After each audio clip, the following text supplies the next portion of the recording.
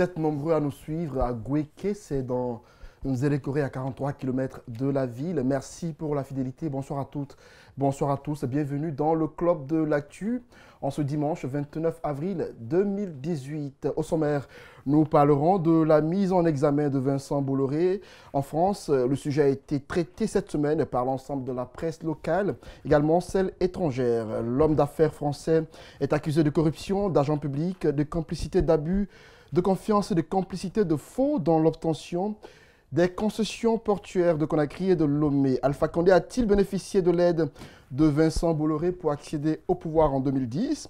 C'est la grosse question que nous nous posons sur ce plateau. Nous en parlerons avec nos confrères de gens présents sur ce plateau. Autre sujet majeur de l'actualité, ce sont les multiples sorties d'Alpha Condé. Nous sommes en avril 2018 et seulement 19 mois nous séparent de 2020. Et voilà, le président guinéen multiplie les actions et les sorties médiatiques.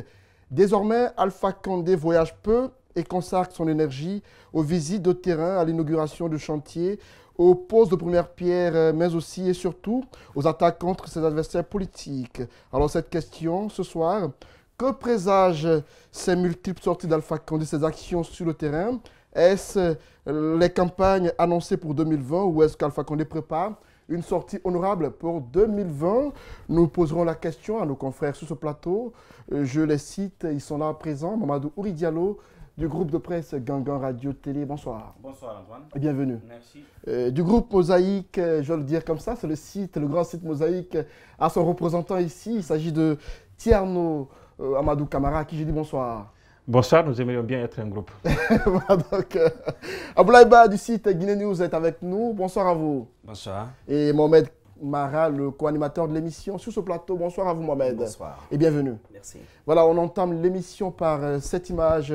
C'est un extrait du documentaire de France 2, diffusé récemment sur cette chaîne par rapport à ce cas de corruption signalé en Guinée par Vincent Bolloré. On suit un extrait et on revient pour les commentaires.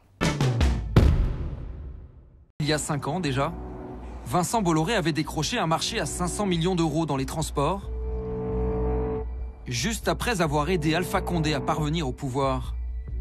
À l'époque, c'est son agence de com, Havas, qui avait été engagée pour organiser la campagne du candidat.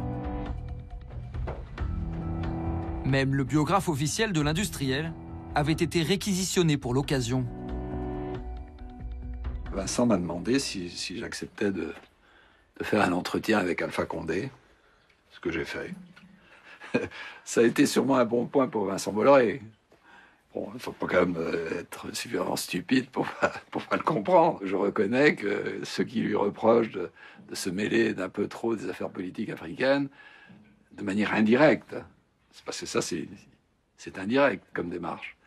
Ils n'ont pas tort, mais bon, c'est son job aussi. Il défend ses intérêts, il se bat pour avoir les marchés, aux autres de s'aligner. Et les bonnes nouvelles n'ont pas tardé. 2 mois après son élection, le nouveau président Condé confie la concession du plus grand port du pays à son ami breton. L'opérateur en place, un autre Français, Necotrans, qui 2 ans plus tôt avait remporté l'appel d'offres contre Bolloré, est expulsé par l'armée.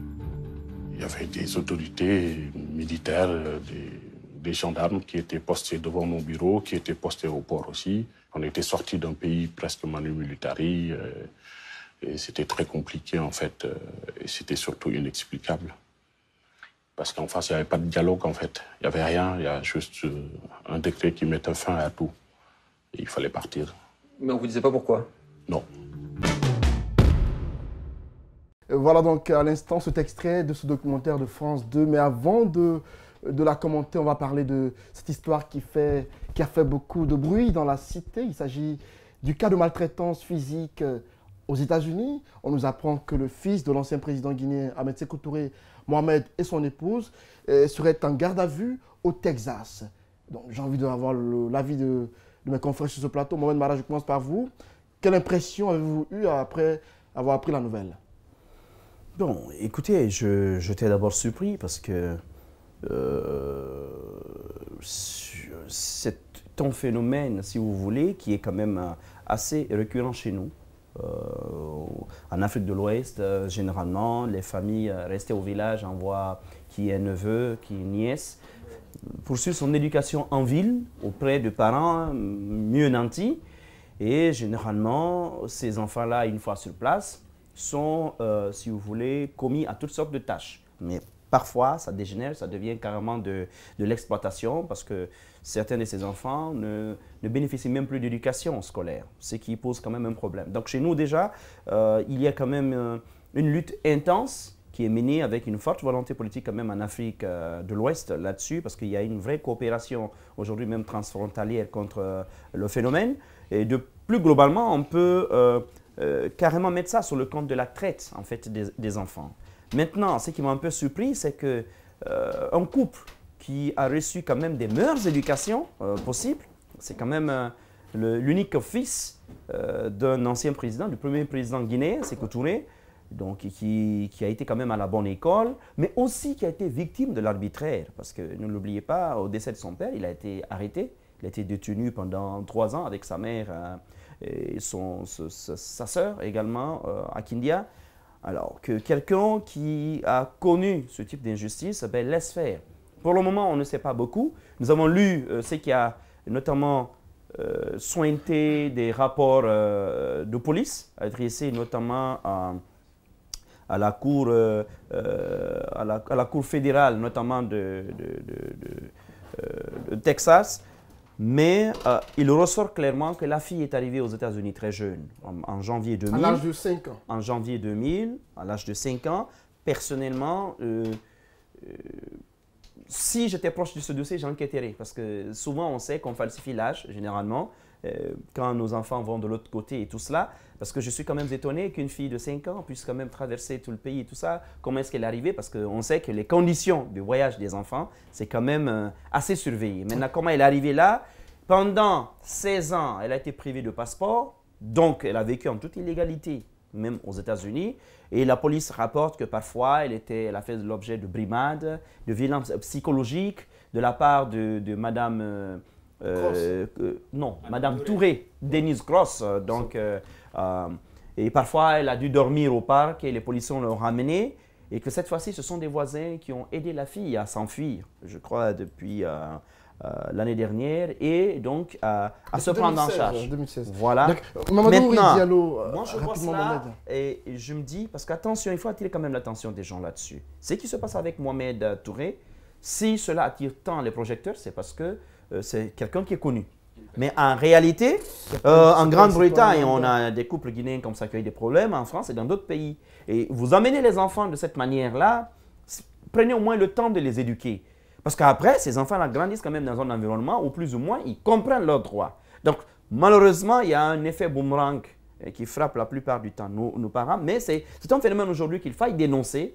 Je ne veux pas me prononcer sur la culpabilité supposée ou non du couple Touré, mais je veux quand même dénoncer cette traite des enfants qui est une réalité. Mais encore une fois, ça doit commencer chez nous parce que ces enfants-là ne vont pas tout seuls. Généralement, c'est avec l'accord des parents et l'accord même des enfants qui font l'objet de cette traite. Mamadou Diallo l'a dit, ce n'est pas un citoyen lambda, Mohamed Touré, c'est tout de même le fils de l'ancien président guinéen et ensuite secrétaire général du parti de son père, le PDG RDA. Absolument. Est-ce qu'en pareille circonstance, au regard des révélations faites et au regard de ce que risque Mohamed Touré, est-ce qu'on doit assister à des conséquences à la tête de son parti? Mohamed Touré et sa femme, avec leur avocat, prouvent le contraire. Ce qu'on sait d'abord, c'est la version de la justice des États-Unis qui l'épingle et qui le met en garde à vue pour ces faits-là. Et donc, le travail de la justice se fera et on en saura la conclusion. Maintenant, comme Mohamed l'a dit, c'est des faits qui sont pratiquement traditionnels en Guinée, par exemple, en Afrique en général. Dans les pays comme les États-Unis ou les pays démocratiques, c'est des choses qui se passent, mais je veux dire en secret. Alors, mais c'est son personnage qui fait que justement les projecteurs sont braqués vers lui. Et moi je me dis que ce soit je ne crois pas qu'il ait été arrêté au Texas parce qu'il est... Non, je sais. Non, si justement ça fait... C'est parce que la fille a réussi à s'enfuir et que l'affaire a été portée devant la police. Absolument, c'est ce que j'ai dit. Ça aurait été un simple citoyen. Voir l'article de CNN qui braque directement dans le titre le fils de Non, l'ancien ils n'ont pas manqué président de mentionner cela. C'est comme Star Télégraphe. Ils n'ont pas manqué. C'est important dans l'info et dans le sujet dont il s'agit. Maintenant, que ce soit le fils d'un ancien président ou un simple citoyen, moi, je suis curieux de savoir quand même qu'un pays comme les États-Unis, que cette famille, ce couple-là, a donné à ce genre d'attitude, si c'est avéré, parce que ça reste encore avéré. Ils sont déjà placés en garde Parce à que, vue. évidemment, comme ils l'ont dit tout à l'heure, envoyer une mineure de 5 ans et puis la priver de ses documents, n'est pas l'envoyer à l'école et la garder à la maison, hein, enfermée à la maison, c'est carrément de l'esclavagisme. Donc, du coup, je pense que c'est à eux de se défendre. On espère bien qu'ils vont bien se défendre, mais dans le cas contraire, il est entre les mains de la justice des États-Unis. Mais nous, en tant que presse, Thierno Amadou Camara, ça vous inspire quoi? On parle là d'une personne tout de même qui aspire à devenir président de ce pays. Oui, moi je pense que c'est d'ailleurs pour cela qu'il y a autant d'intérêt, parce que c'est un leader politique d'abord, après c'est le fils d'un ancien président, tout ça c'est important. Sékou Touré, c'est une image quand même internationale, tout le monde le connaît. Dès qu'on parle du fils du président, ça intéresse beaucoup de personnes, beaucoup veulent savoir ce que c'est.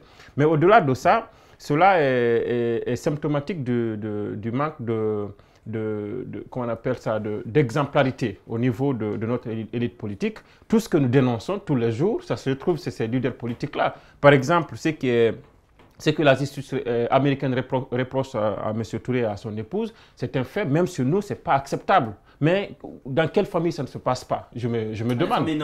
Ça se passe un peu partout. Les gens vont au village très souvent, reviennent avec des enfants, alors que les leurs vont à l'école, les enfants des autres s'occupent à faire le ménage et tout. Ce sont des pratiques qui sont là. Moi, je pense qu'il faut aller au-delà de ce... Parce qu'il y a son parti qui comme il l'a dit, qui dénonce cette situation et qui promet d'ailleurs de se prononcer là-dessus. Mais au-delà de ça, je pense qu'il faut en tirer les conséquences et il faut vraiment être légaliste et comprendre que ce qui est dénoncé n'est pas bon. Maintenant, ça ne dit pas aussi que la famille Touré n'a pas le droit de se défendre, parce que jusque-là, comme ils l'ont dit, ce n'est que la version de la justice qu'on a pour le moment. On n'a pas les explications, la défense du couple Touré. Au-delà de ça, vous avez parlé tout à l'heure des conséquences politiques. Nous nous acheminons quand même vers des élections législatives. Et Mohamed Touré, vous savez qu'il a des ambitions politiques. Nous le savons tous, son parti politique veut avoir des sièges, certainement. Qui sait s'il ne veut pas être député à l'Assemblée nationale? Forcément. Voilà, forcément. Et s'il est condamné dans le cadre de cette affaire, est-ce que ça ne va pas entamer un peu sa carrière politique? Je pense que c'est oui. Maintenant, au-delà de ça, il y a à dire que c'est comme je l'ai dit tantôt, c'est un problème qui existe déjà. C'est un problème qui existe. Moi, je serais très content que la justice américaine, parce que la nôtre ne le ferait pas. Aujourd'hui, il suffit juste que la justice, par exemple, inculpe un leader politique pour de tels faits, pour que toute la presse, une bonne partie de la presse et les militants disent que c'est une chasse aux sorcières. Maintenant, puisqu'il s'agit d'une justice qu'on pense être indépendante vis-à-vis du jeu politique guinéen, moi, j'aimerais bien voir cette justice américaine aller au bout de cette affaire. Si Mohamed Touré et son épouse se sont rendus coupables de ces faits, qu'ils soient sanctionnés à la hauteur de la forfaiture. Ça pourrait peut-être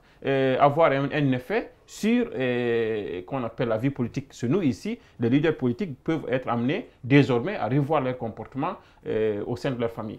Et bizarrement, à Boulaïba, on se rend bien compte qu'aux États-Unis, les Guinéens sont généralement condamnés. On constate ces derniers temps beaucoup de Guinéens condamnés aux États-Unis. Le cas de Mohamed Thiam qui est déjà couru en prison de ce côté. Et on parle des risques d'emprisonnement de Mohamed Touré. Est-ce que pour vous, Mohamed Touré doit quitter la tête du PDG-RDA? Bon, moi personnellement, pour Mohamed Touré, je pense que si cette affaire fait beaucoup de bruit, c'est parce que, et Thierno Amadou l'a dit tout à l'heure, c'est parce que c'est le fils d'un ancien président. Et quand c'est le fils d'un ancien président, voilà, c'est Sékou Touré. Ce n'est pas beaucoup plus un leader politique. C'est vrai, c'est le leader du PDG RDA, mais regardez, le PDG RDA est mort avec la mort de Sékou Touré, le PIP est vraiment mort avec la mort de Lansana Conté. Ce sont les reliques et vous voyez même le RPG, ses scores pendant ces élections, en dépit de tout ce que le pouvoir est en train de dire, mais le RPG risque même de mourir même avant même le départ de Lansana Conté, avant de l'Alpha Condé du pouvoir. Donc maintenant, quand vous prenez par exemple tous ces déboires dont on parle tout à l'heure, moi je pense que Thierno Amadou l'a déjà dit, non seulement il y a un manque d'exemplarité de la part de nos leaders politiques, mais ces leaders politiques-là aussi ne sont pas prudents, puisque on dénonce tout ce qui se passe dans cette famille Touré, on dit que ça se passe en Guinée, mais ces leaders politiques-là aussi ne sont pas du tout prudents. Prudents dans quel sens? Quand je dis prudent, si vous allez dans un pays, il faut vous renseigner des lois. Vous ne me direz pas que Mohamed n'est pas renseigné sur les lois. Non, je dis on peut être renseigné. Il est citoyen américain. Je veux dire, tu peux être renseigné, mais il faut encore appliquer, rester vraiment strict en appliquant les lois de ces pays. Mais si vous ne le faites pas pour telle ou telle raison, forcément, tôt ou tard, on risque même... Ça, c'est un peu aussi de notre faute à nous, la presse, parce que nous ne sommes pas exigeants lorsqu'il s'agit des personnalités publiques dans notre pays. Il nous revient à nous, médias, d'enquêter sur la vie, sur les rapports, sur les relations, sur le comportement de nos personnalités publiques. Surtout que la loi nous y autorise. Vous avez par exemple la déclaration de principe sur la liberté d'expression en Afrique, notamment de l'Union africaine, qui nous autorise à aller un peu plus loin dans ce type d'enquête, quand il s'agit des personnalités publiques, que du citoyen lambda. Mais est-ce que nous-mêmes, d'abord, ne sommes pas ceux-là qui induisons nos propres concitoyens dans l'erreur? Ici, il suffit de faire quelques révélations sur des incartades d'un homme politique pour que tout le monde vous clôt au pilori. Mais il y a une conséquence peut-être qui risque de vous échapper. Ça va être sur la carrière de sa sœur aînée, Aminata Touré.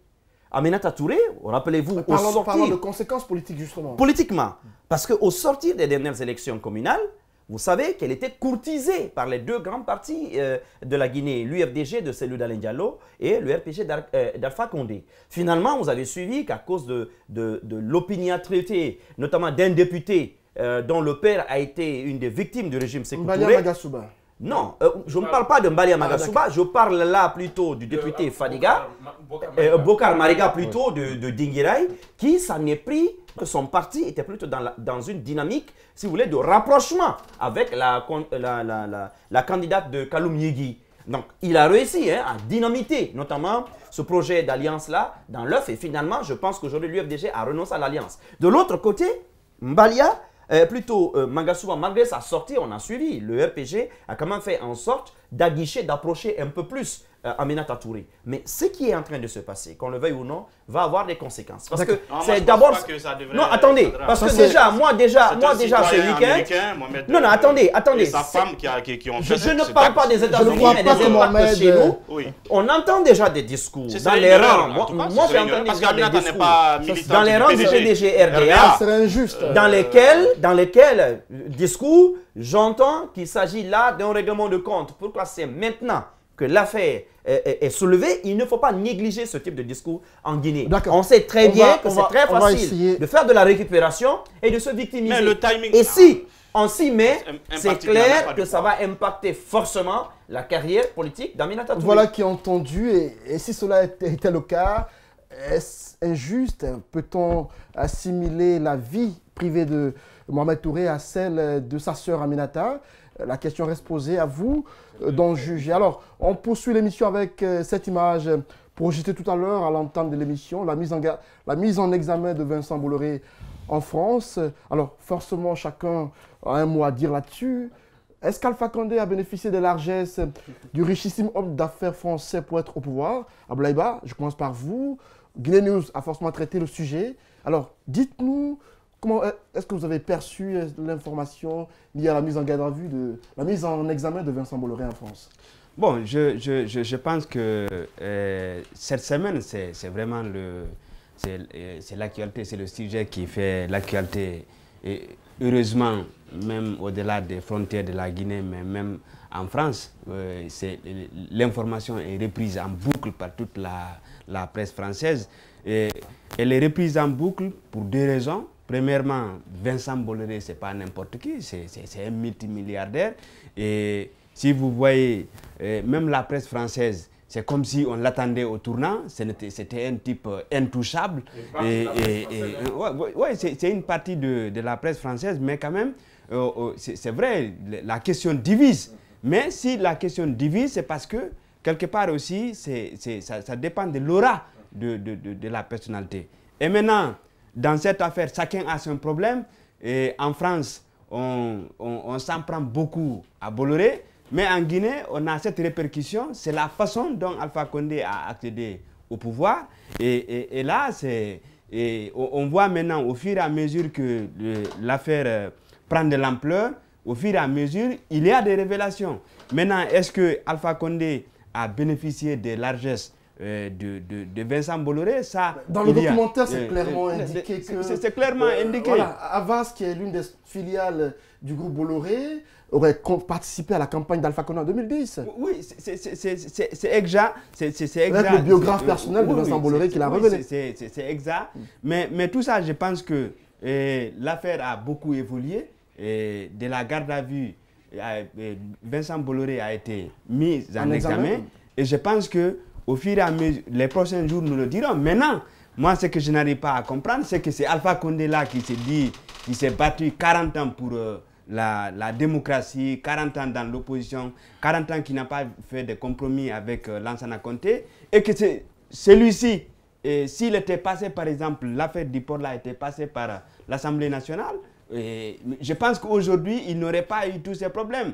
Et il l'a fait, et je pense que ça va être très dangereux. Et le problème éclate à 2 ans de la fin de son mandat. Et ça, je pense qu'il risque... Vous pensez que ça peut avoir des répercussions sur les prochaines élections? Je vous donne un exemple frappant. Est-ce que la presse française, quand Alpha Condé était venu ici, s'en fichait des problèmes de corruption que nous, on dénonçait ici? Elle n'en parlait pas. C'est comme si on donnait de la présomption d'innocence à Alpha Condé. Il était nouvellement venu. Voilà, c'est quelqu'un qui n'était pas mêlé avec tous les régimes successifs en Guinée. On parlait ici que ce soit les manifestations meurtrières ici. La presse française n'en parlait pas. On a révélé ici des scandales avec Palladino et autres. La presse française n'en parlait pas. Mais aujourd'hui, la question, c'est pourquoi maintenant? Maintenant, justement, je pense que c'est comme si la presse française a suffisamment des éléments et aujourd'hui, elle est en mesure d'attaquer Alpha Condé. Et quand elle attaque, vraiment, je pense que c'est parce qu'elle a vraiment des gros morceaux entre les mains. D'accord. Parlant toujours de Vincent Bolloré, Thierno, certes, il a été mis en examen, mais le camp en Guinée, on a suivi cette sortie d'une commission d'enquête qui ne reconnaît pas du tout le cas de corruption dans cette affaire. Et on a vu dans les images Necotrans avec son directeur général qui dit avoir été expulsé du port, Manu Militari. Oui, effectivement. Oui, je rebondis d'abord sur cette question que vous avez posée. Quelle crédibilité. Et sur cette question que vous avez posée à Abdoulaye Ba tout à l'heure, vous demandez est-ce que, oui ou non, le candidat Alpha Condé avait bénéficié des largesses de Vincent Bolloré. Je pense que la question ne se pose pas. C'est qu'il faut se poser comme question. Parce qu'Alpha ne le cache pas du tout. Non, mais Alpha ne le cache pas. Il dit que c'est son ami. Voilà, c'est son ami. Mais au-delà de ça, la question fondamentale aujourd'hui, à mon avis, c'est de savoir est-ce que la concession portière que Bolloré a eue en Guinée après... a été dans les règles de l'art. Est-ce qu'il a été parce qu'il a aidé son ami Alpha Condé? C'est ça la question fondamentale. Et là, le président en partie répond à la question lorsqu'il dit à la presse française qu'il l'a donné à Bolloré, il l'a donné à son ami et après... Donc je pense qu'aujourd'hui, pour nous autres... Parce que la précision qu'il faut apporter, c'est que la communication d'Alpha Condé en 2010 aurait été sous-facturée pour que Bolloré entre en possession du port.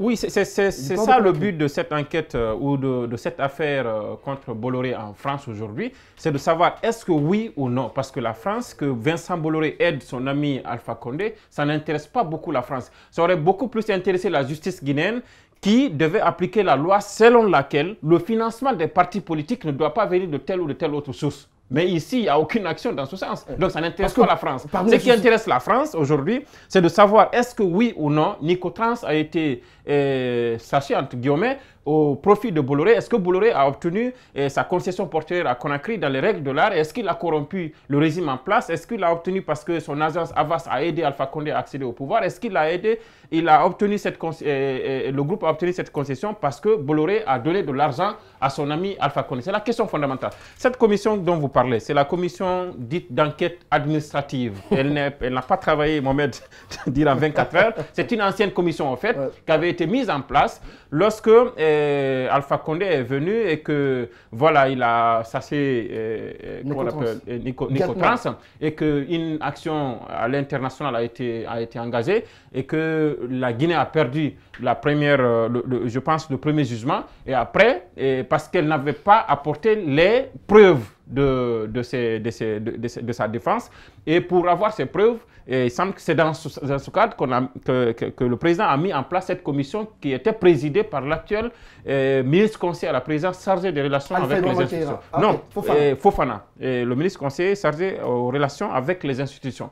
Donc cette commission dit avoir travaillé, dit avoir trouvé que la concession donnée, le contrat de Nicotrans ne répondait pas aux règles de l'art parce que Nicotrans aurait menti sur ses capacités financières et son expérience. Pourtant, on nous apprend que Nicotrans avait remporté tout de même l'appel d'offres. Oui, c'est ce qui a été dit. Mais au fait, le travail de cette commission d'enquête administrative qui a été mise en place par Alpha Condé était de s'assurer que Nicotrans n'a pas respecté ses engagements contractuels. Et que le contrat, comme il le dénonçait, le contrat, il ne répondait pas aux règles de l'art. Maintenant, à ce niveau, je termine.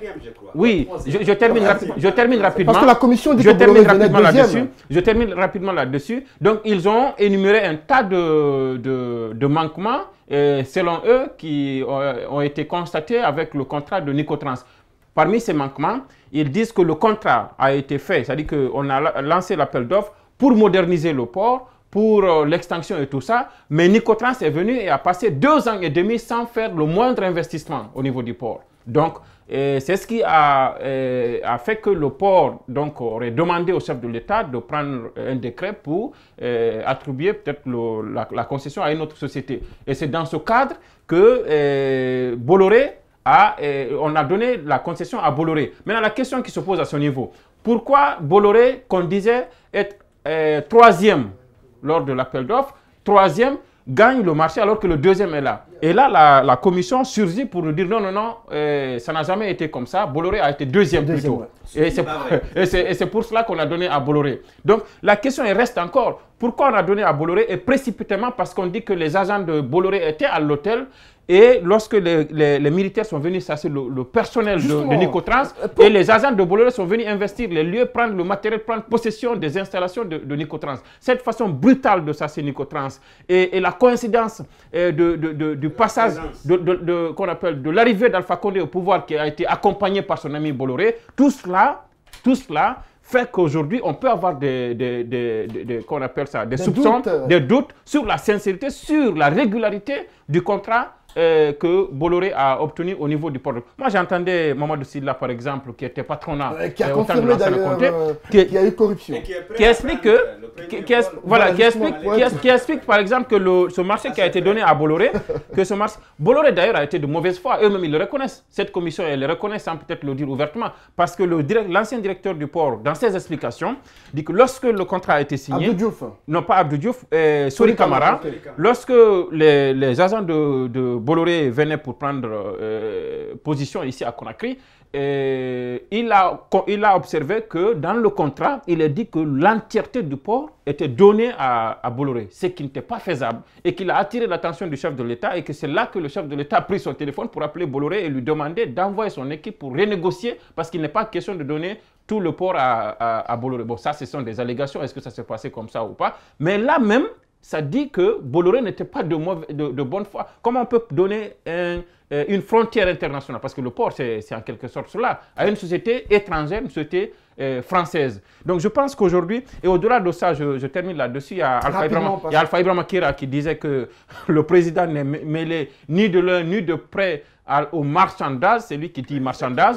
Il dit que le président n'est mêlé ni de l'un ni de près au marchandage. Il oublie que le président lui-même a dit dans la presse française qu'il a donné Il ne pas qu'il son a ami, donné Oui, à son en ami. disant marchandage, Oui. il reconnaît déjà qu'il Qu'il y a eu marchandage. Qu'il y a eu marchandage, c'est ce que je veux dire. Qu'il y a eu marchandage et qu'il oublie que le président lui-même, il dit qu'il a donné à son ami Bolloré. Alors que ce n'est pas un patrimoine personnel. Le port, c'est le patrimoine national et il y a des règles internationales qui résistent l'attribution. Lorsque vous avez donné le contrat à une société et que vous voulez dénoncer ce contrat, il y a les règles de l'art. Lorsque vous voulez redonner à une autre société, il y a les règles de l'art, quelle que soit votre reconnaissance vis-à-vis de votre ami, et vous le faites, mais en respectant au moins les règles de l'art. Vous ne vous comportez pas comme si vous étiez dans un royaume ou comme si vous ériez votre patrimoine personnel. C'est quand même pas Mamadou Ouri Diallo, Alpha Condé, apparemment qui fait don du port autonome de Conakry à son ami personnel Vincent Bolloré. Est-ce que pour vous, cette façon d'agir, comment d'abord la comprenez-vous? Et ensuite, comment voyez-vous l'achèvement ou encore la fin de cette histoire Bolloré?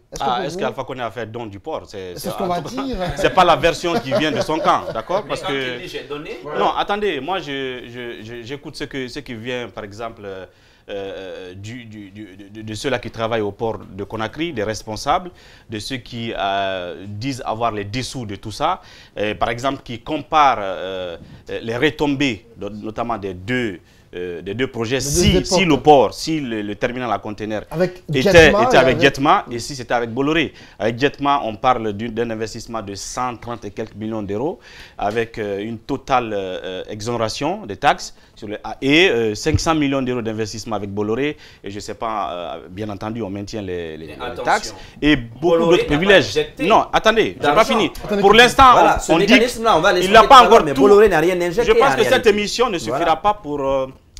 je veux dire, dites tout ce qu'on doit dire sur cette histoire, parce que ça commence depuis 2008.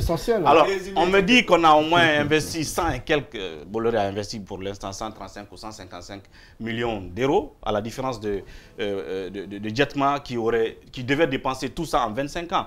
Donc quand vous dites, est-ce qu'il a fait don, là je me dis que ça dépend de qui à quelle position. Venant du camp Alpha Condé, on pense que ce n'est pas un don, c'est un investissement qui vaut pour la Guinée et qui fait des effets pour le développement, l'extension du port de Conakry. Maintenant, moi, j'ai dit, est-ce que c'est étonnant? Parce qu'on a regardé un extrait de ce documentaire. Vous parlez du changement opéré au port autonome de Conakry. Arrêtons-nous là un peu. Parlons justement du changement. Est-ce qu'on peut dire qu'au regard de la façon dont le port autonome de Conakry est géré, la qualité du service qui est... Attendez, la qualité des services qui sont... Si on rentre dans tous ces détails, est-ce qu'on va dire que on se moque, tel que le disent certains, des conditions d'octroi du port? L'essentiel est que le port aujourd'hui est bien géré. Vous savez, Antoine, je ne suis pas expert en la matière.